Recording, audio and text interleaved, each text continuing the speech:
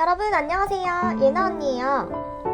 오늘은 공무원 시보 제도가 무엇인지, 시보 기간 동안 어떤 잘못을 하면 안 되는지, 마지막으로 근무할 때 주의할 점까지 말씀드리겠습니다. 먼저 시보 제도라는 게 도대체 무엇이냐? 공무원 시보 임용 기간이란 정규 공무원이 되기 전에 실제로 업무를 배워보고 익혀보는 업무 숙달 기간을 말합니다. 사기업으로 치면 인턴 기간! 이 기간 동안은 공무원이라는 신분은 가져도 신분 보장이 되지 않아요. 즉, 큰 잘못을 하면 잘릴 수도 있답니다. 그렇기 때문에 15대는 떨어지는 낙엽도 조심해야 할 정도로 신중히 행동해야 돼요. 15 기간은 5급은 1년, 6급 이하 공무원은 6개월입니다.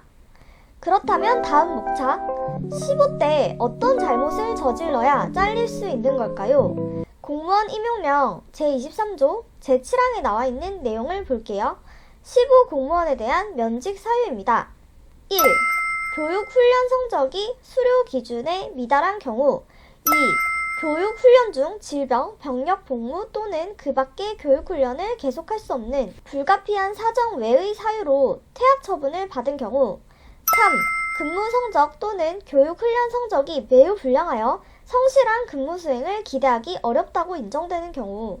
4. 공무원으로서 품위를 크게 손상하는 행위를 함으로써 공무원으로서의 자질이 부족하다고 판단되는 경우. 5. 법 또는 법에 따른 명령을 위반하여 중징계 사유에 해당하는 비위를 저지른 경우. 6. 법 또는 법에 따른 명령을 위반하여 경징계 사유에 해당하는 비위를 2회 이상 저지른 경우. 이렇게 15대 근무 성적 등이 매우 불량하여 성실한 근무 수행을 기대하기 어렵거나 중징계 사유에 해당하는 비위를 저지르거나 자질이 부족한 경우엔 면직 처분을 당할 수 있습니다. 그런데 이렇게 법령으로만 보면 잘 와닿지가 않으시죠? 네! 그래서 지금부터 현실적으로 시보로서 근무할 때 주의할 점을 말씀드리겠습니다. 첫 번째, 지각과 무단 이탈을 하지 말 것. 국가공무원법 제56조에는 성실 의무, 제58조에는 직장 이탈 금지 사항이 명시되어 있습니다. 따라서 시보 임용 중인 공무원이 잦은 지각과 무단 이탈을 한다면 복무 상태가 불량해요. 그렇죠. 상급자에게 자동적으로 복무 상태가 불량하다는 인식을 주게 되겠죠. 그래서 조직에서 자연스럽게 나라는 사람이 정규 공무원이 되기에는 부적합하다는 낙인이 찍힐 수 있어요. 그러니까 웬만하면 지각과 무단 이탈은 절대 하지 마세요. 출장 등의 이유로 장시간 자리를 비워야 할 일이 생긴다면 상사분이나 팀원분께 꼭 먼저 말을 하고 자리를 비워주세요. 두 번째, 상사나 동료에게 욕설을 하지 말 것. 국가공무원법 제57조에는 복종의 의무, 제63조에는 품위 유지의 의무가 명시되어 있습니다. 그런데 직장 안에서 상급자나 업무 관계자에게 욕설을 한다면 윤리의식이 부족하고 상급자에게 함부로 하는 신규로 보일 거예요. 실제로 어떤 지역에서 시보 중인 공무원이 상급자에게 5차례에 걸친 욕설을 해서 면직된 사례가 있답니다. 정말요? 네, 그러니까 아무리 화가 나도 장난으로라도 직장에서 욕은 절대 하지 마세요. 공무원 사회가 굉장히 좁고 첫 이미지가 쭉 가는 경우가 많기 때문에 신중한 언행을 하는 게 좋습니다. 세 번째, 음주운전을 하지 말 것.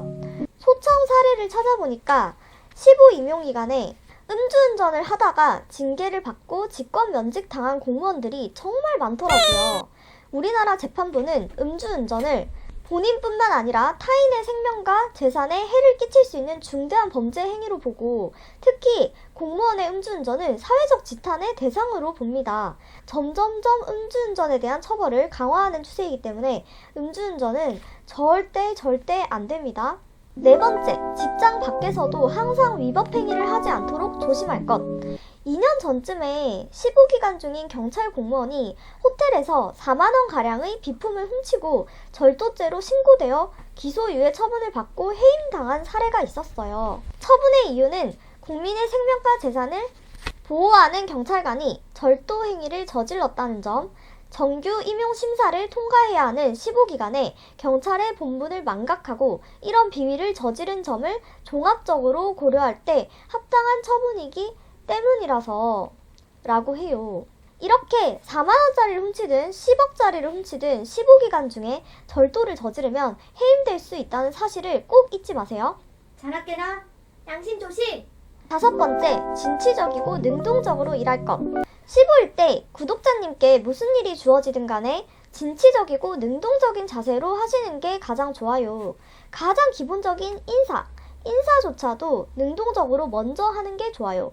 인사는 상사에게는 내가 당신을 존경한다는 의미, 동료에게는 우애의 의미, 민원인에게는 열린 마음을 드러내는 의미거든요.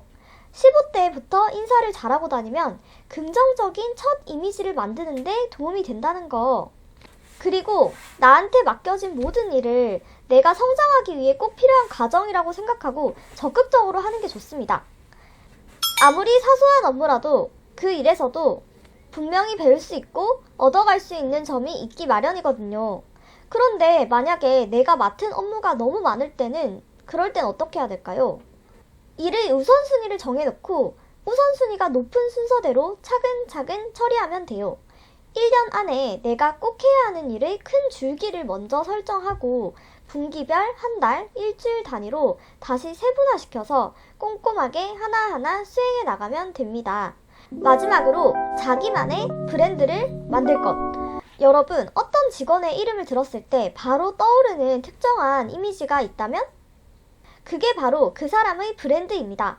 예를 들면 저는 지금 근무하고 있는 행정복지센터에서 아이디어 뱅크라는 이미지를 가지고 있어요. 아이디어를 내야 하는 상황이 생길 때마다 적극적으로 나서서 의견을 어필하고 다른 분들께도 많이 조언을 해드리다 보니 생긴 별명인데요. 이렇게 직장 안에서 나만의 브랜드, 나만의 차별성을 가지는 것, 이런 게 바로 15 공무원이 할 수 있는 특별한 자기 어필 중에 하나다라고 생각합니다. 자, 오늘의 영상은 여기까지고요. 오늘 영상이 우리 구독자분들께 조금이라도 도움이 됐으면 좋겠습니다. 그럼 우리는 다음 영상에서 또 만나요. 뿡